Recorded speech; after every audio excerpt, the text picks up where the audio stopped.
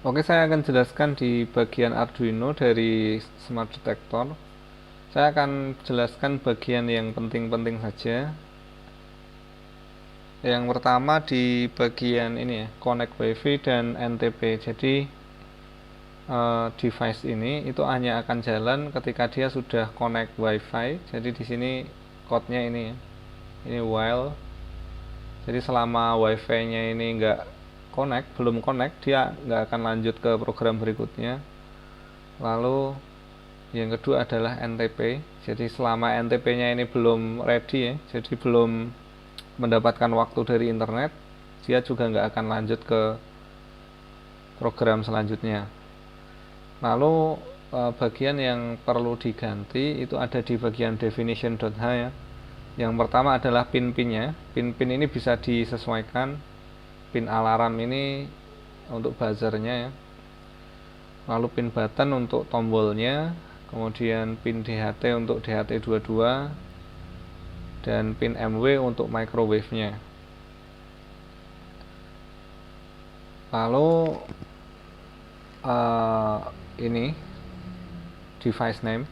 Ini kan saya beri keterangan, tapi ini hanya keterangan untuk mempermudah penjelasan saja ya. Jadi ini jangan dirubah-rubah nilai ini. Nanti kalau nilai ini dirubah, itu nanti aplikasinya bisa force close. Karena di dalam aplikasi nggak saya bungkus dengan try catch.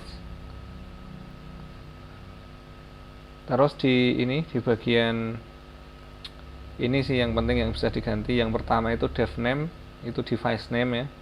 Device name-nya bisa diganti. Ini misalnya room 1 mau diganti dengan room 2 atau ruang apa gitu bisa, terserah. Kemudian dev desk ini adalah device description, bisa diganti sesuai keinginan juga ini. Lalu yang ketiga adalah modenya. Nah, modenya itu ikut ini ya, tinggal ambil nilai ini loh. Misal ini mode bot atau mode keduanya, tinggal di copy dari sini ke sini. Kalau pengen mode temperature ya tinggal ini di copy ke sini. Kalau motion ya sama, ini di copy ke sini. Nah, untuk device-nya yang perlu dirubah hanya 3 ini ya. URL-nya jangan dirubah. Lalu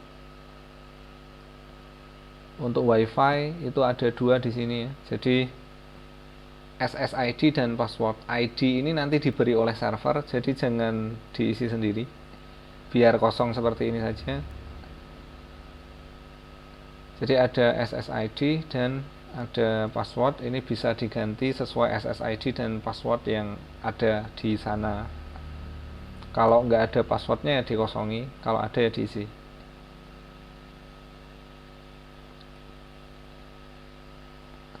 Oke, sebentar saya ini sembari saya lihat dulu, barangkali ada yang ketinggalan. Oke, sepertinya itu saja sih untuk device ini ya. Nah, kemudian saya akan tambahkan sedikit tentang ini, servernya. Jadi servernya itu kan kita pakai Heroku. Heroku itu ada free-nya, free Dino-nya ini, free Dino. Itu 1 bulan 550 jam. Nah, kalau device-nya itu diaktifkan 24 jam, berarti kan kurang.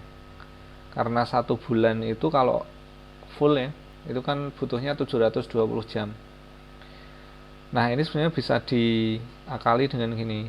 Kalau kita tambahkan credit card atau debit card gitu ya, debit card online, seperti misalnya kayak Genius atau BCA itu kan ada. Nah, kita cuma tambahkan saja, kita tidak akan kena charge apapun. Nanti kita akan dapat ini 450 jam. Di sini juga ada keterangannya. Cuman tambahkan credit card saja, kita dapat 450 jam. Jadi nanti total 1 bulan itu 1000 jam. Nah, itu lebih dari cukup ya. 1000 jam untuk 1 bulan itu. Tapi bisa dibuat seperti ini dulu. Kalau misalnya sisa ya syukur. Tapi kalau misalnya kurang, nah bisa dimasukkan saja credit card atau debit card di sini.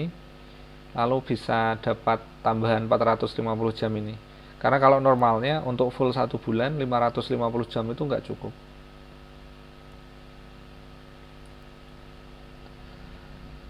Oh ya, akun untuk ini Heroku ini ada di file Google Drive ya. Nanti saya berikan linknya. Di situ nanti ada banyak, tidak bisa saya tunjukkan di sini ya. Nanti saya beri saja linknya. Maka mungkin bagian device-nya hanya ini aja sih. Nggak terlalu banyak yang harus diubah. Mungkin nanti kalau ada yang kurang jelas, coba tanya aja mas.